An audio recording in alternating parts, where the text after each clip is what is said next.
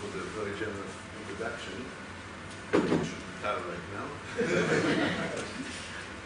Okay, so it's very nice to be here. I thank Abiv for inviting me. About 12 years ago, I took part in the European Association of Law and Economic annual conference that was held in Copenhagen.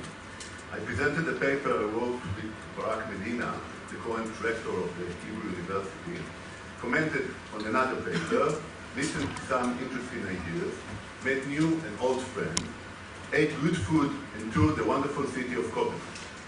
All in all, it was a wonderful experience for me, of the kind I hope you're enjoying right now in Israel.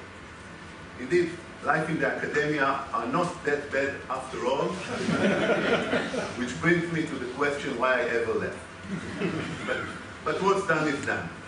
Almost 10 years ago, I was appointed to the Israeli Central District Court, which now sits in Lod.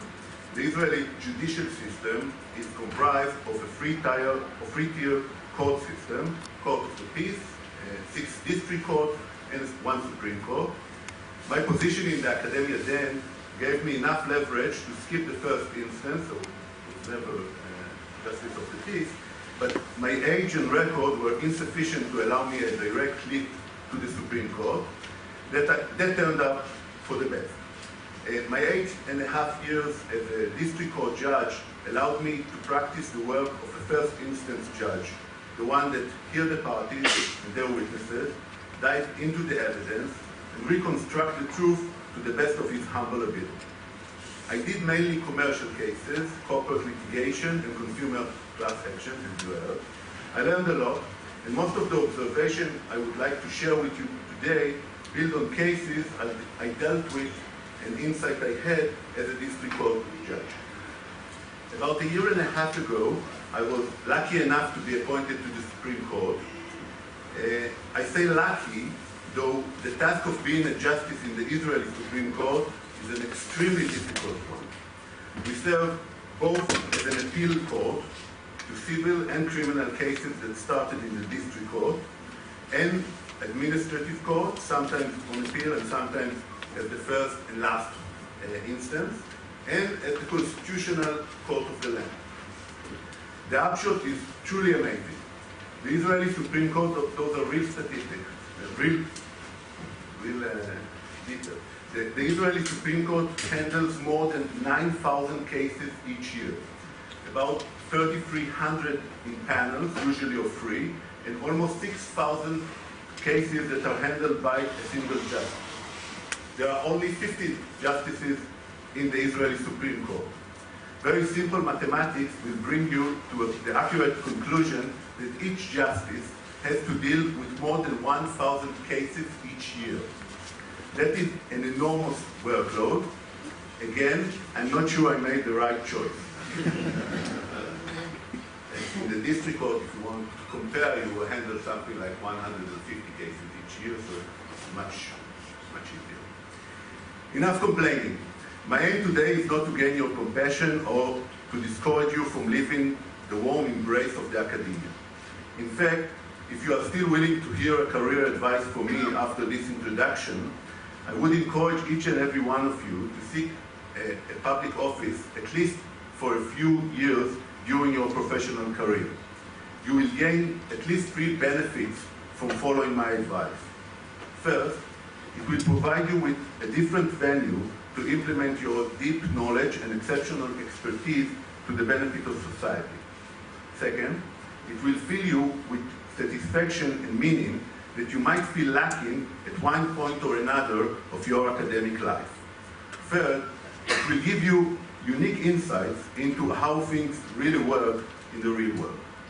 Which brings me at last to the topic of my lecture, courts and economics.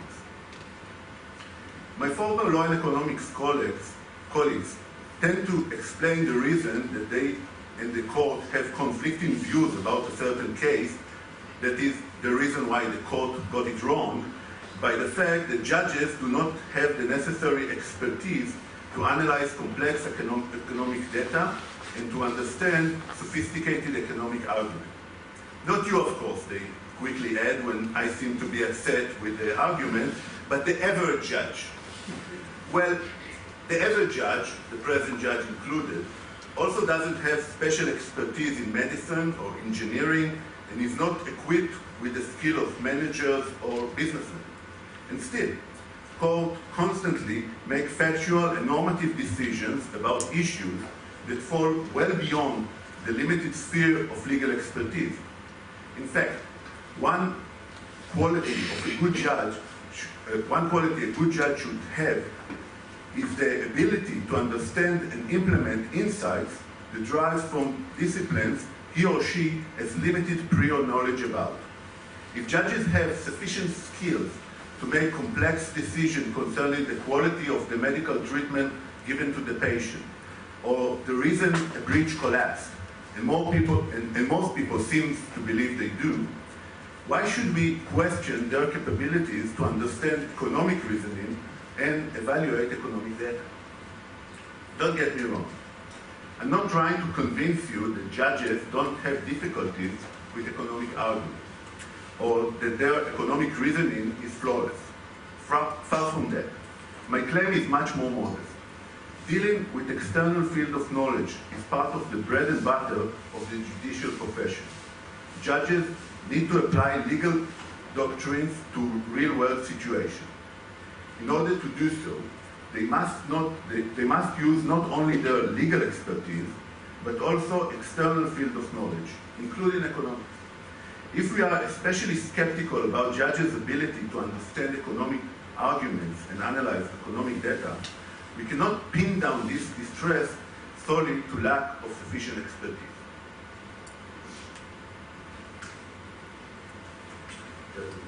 Also have to drink something.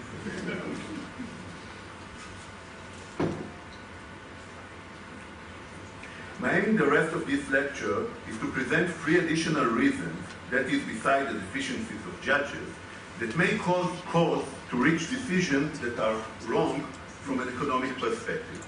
In other words, to present other reasons why courts and legal economists may reach divergent results.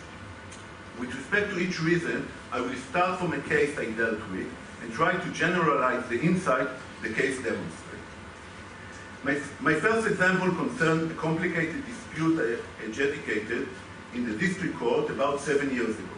The name of the case for the Israeli audience is Adler versus Livnat. Among many other issues, the case raised the following question. What is the fair value of control in a private company? The dispute involved a private company who had 3 shareholders, a controlling shareholder holding about 60% of the company, and 2 minority shareholders, each holding 20% of the shares. The shareholders, who were best friends when they established the company, became bitter rivals, and it was obvious that they cannot continue to operate the business together. I decided on a buy-me-buy-you procedure between the shareholders, what's called the US Texas shootout, but the controlling shareholder argued that the bidding process must take into account the value of his control. I thought this claim was justified. You can think about reasons for that, but let's assume that I was right about that. And thus the problem of evaluating the value of control appeared. The party's economic experts were asked to give their evaluation as to the fair value of control, which I interpreted as the value of the legitimate advantages that the controlling position allowed. Notice that a controlling position may provide illegitimate advantages as well.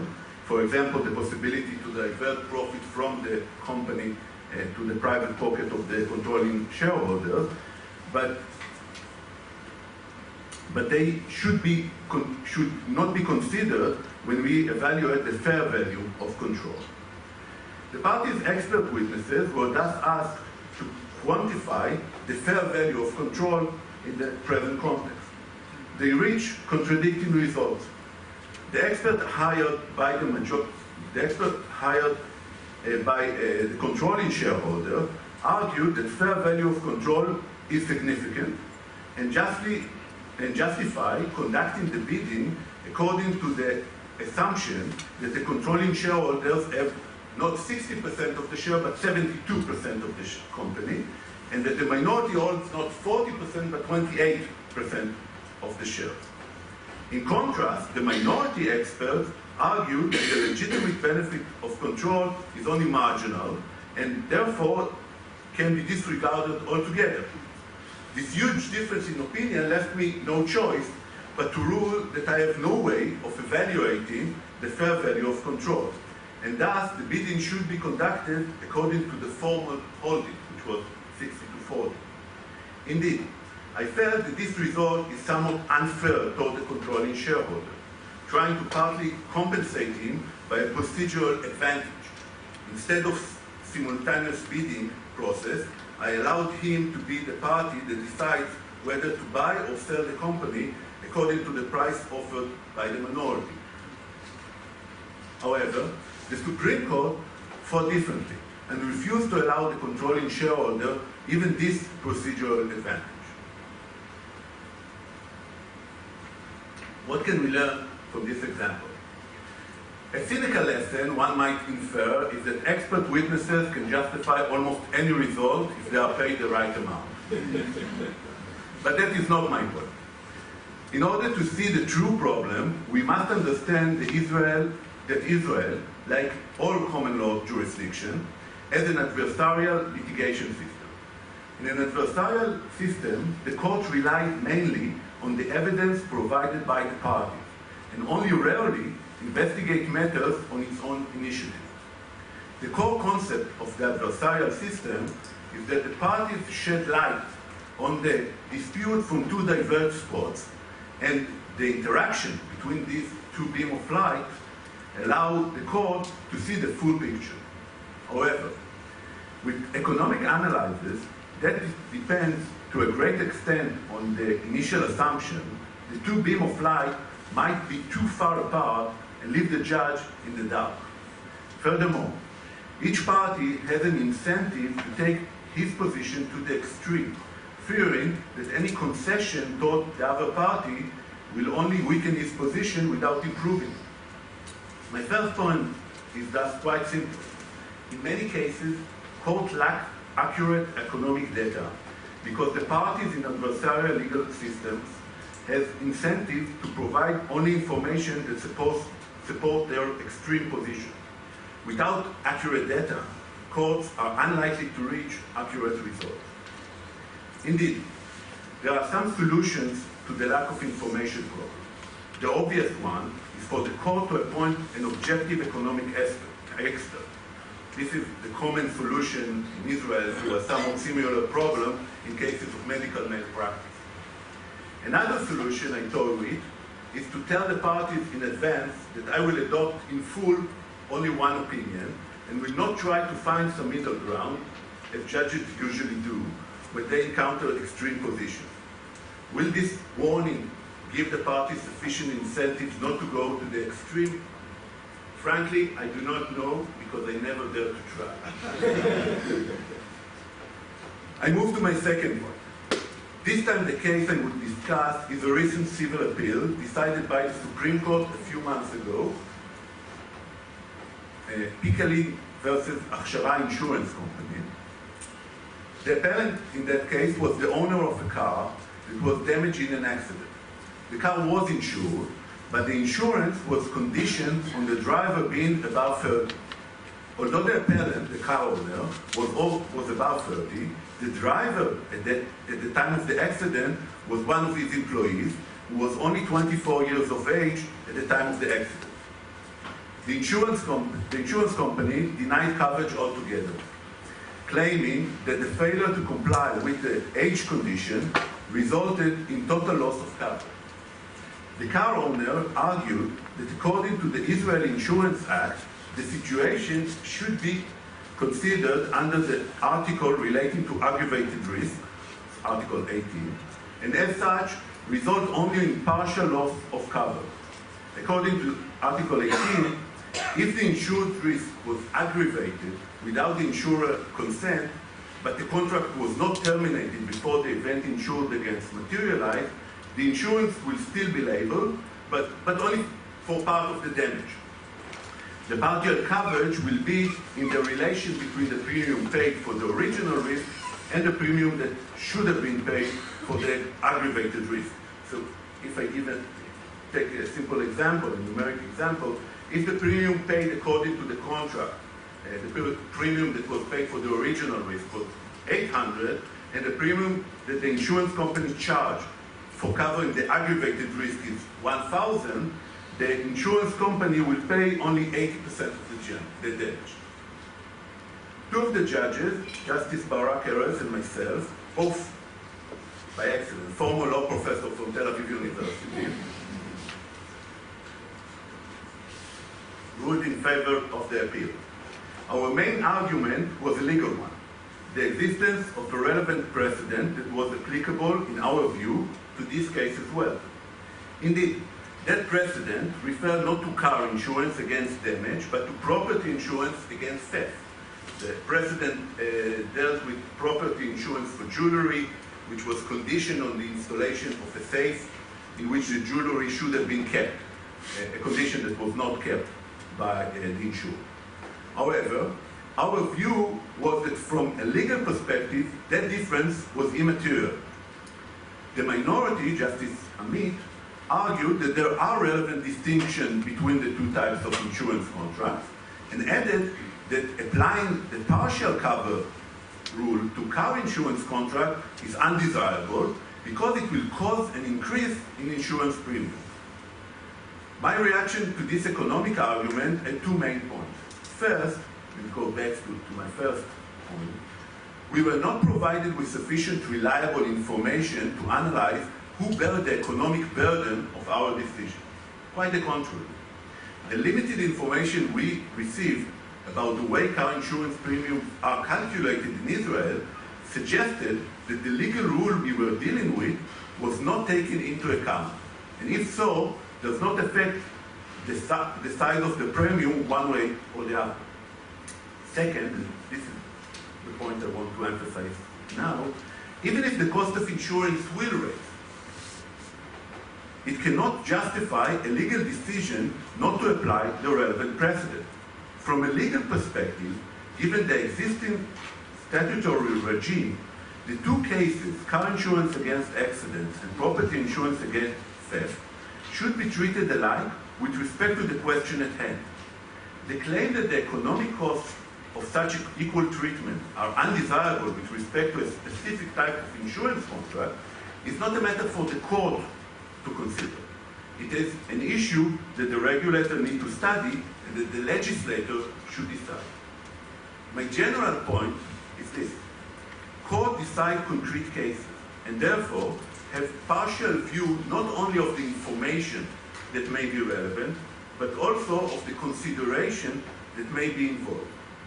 Judges cannot take into account outcomes that fall outside the scope of reasoning that is needed in order to decide a concrete case. Such outcomes must be considered by other social institutions who have a wider perspective and a broader range of possibility, namely the regulators and the legislators. I will try to clarify my thought about this matter with another example, maybe a more simple one. Consider a consumer class action filed against a manufacturer that failed to comply with a certain regulation. For example, regulation that require that all the information stipulated in goods sold in Israel will be in Hebrew. In fact, I ended such a lawsuit against HP with respect to its ink cartridges. The manufacturer may argue, as HP did, that such a regulation is inefficient with respect to its product, that the benefits for consumers from having instruction upon the goods in Hebrew are lower than the cost of adding them. HP, for example, argued that the use of ink cartridges is very simple and that the information provided on the package is either trivial, do not eat the cartridge, do not drink the ink, or provided in international symbols, a black, yellow, blue, or red dot, indicating the color of the ink. If this is so, then economically speaking, the regulations are unjustified, and they may cause consumers to pay for a service that they would be better off without. However, I believe that this kind of deliberation is outside the scope of the relevant arguments courts need to take into account. The dispute in which the court need to decide concerns an alleged infringement of a valid regulation. There was no claim that the regulation were invalid. When deciding such a case, the judge has no authority to question the wisdom.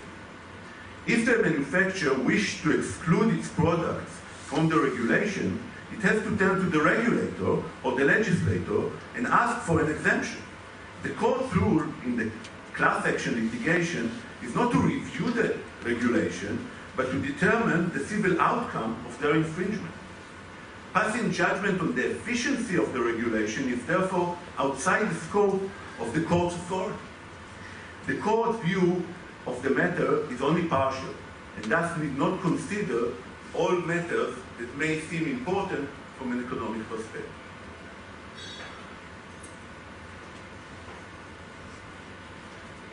I move now to my third and final observation concerning the reason why courts diverge from economic reasons. One type of class action that we have in Israel concerns antitrust violation. Among those, a very popular line of litigation in recent years, thanks to David below, which is here, concerns the claim of excessive pricing. The Israeli Antitrust Act copied almost literally the European Union article that deals with an abuse of a dominant position, formerly Article 82 and now Article 102 of the Treaty on the Function of the European Union.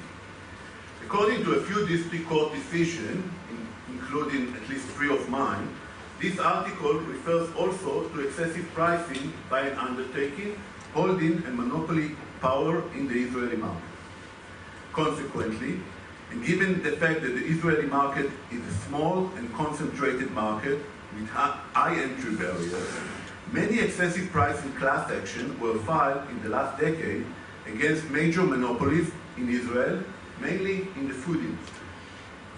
The case I wish to mention, Weinstein versus Dead Sea Works, is somewhat unique.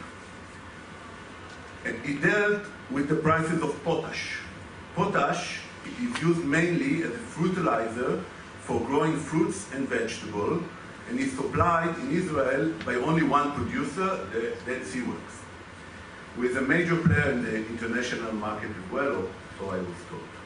According to the class action, Dead Sea Works exploited its monopoly position in Israel to charge excessive prices for potash from its distributors, who passed on those costs to the farmers who use potash to grow their crop. The farmers, in their turn, passed on the cost of potash to the consumers of fruit and vegetables, that is, to the general public. The class action was brought in the name of all those different groups, distributors, farmers, and the general public. After a while, a settlement was agreed, according to which the Dead Sea Works will pay 21 million shekels as compensation for past infringement, and will agree to cap the prices of potash sold in Israel for the next 7 years, according to a certain formula. The Israeli Class Action Act ordered the judge to appoint an inspector for a settlement agreement, and so I did. I appointed an esteemed economist from the Hebrew University, Professor David Jennifer.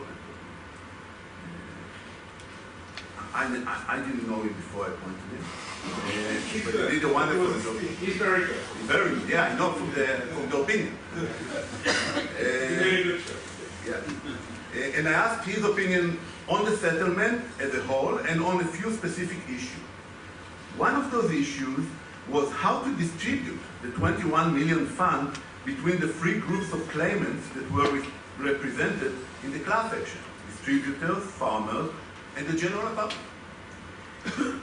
The economic report the economic expert did a very thorough work and came out with the recommendation that all the compensation should go to the general public. His reasoning was very simple. According to his analysis of the Israeli market, any increase in the price of potash was fully, he claimed even more than fully, transferred to the general public through the prices of fruit and vegetables. And therefore, the consumers are the only class of claimants that had suffered a loss as a result, an economic loss, as a result of the alleged excessive prices.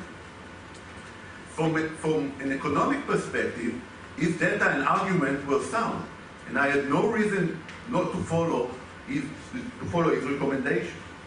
However, I decided to accept the recommendation only partly. I ordered that 4.5 million shekel will be distributed to the general public, 50 million to the farmers, and the rest, 1.5 million, to the distributors. Why? Cynics might say that I fell into a psychological trap. It is more gratifying to give something to a known recipient than to an unknown recipient. Giving the money to the general public meant that it will go to the government class action fund and be distributed by others. In contrast, giving most of the money to the farmer meant that it would benefit a well-defined group, one that we may even feel sympathetic to. It is hard to contradict the claim that one has hidden psychological motivation. We all do, and judges are no exceptions. However, I hope that my main motivation for my decision were different.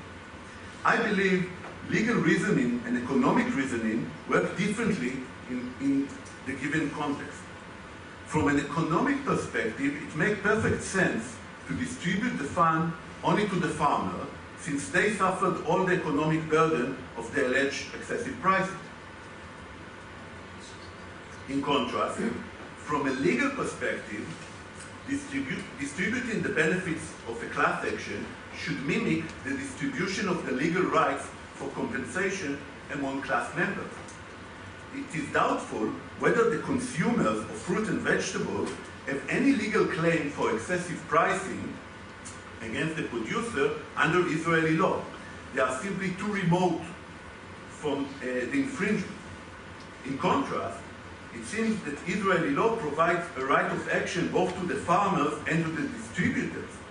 Thus, legally speaking, the court should divide the compensation between these groups, distributors and farmers, disregarding the existence of a third group, consumers.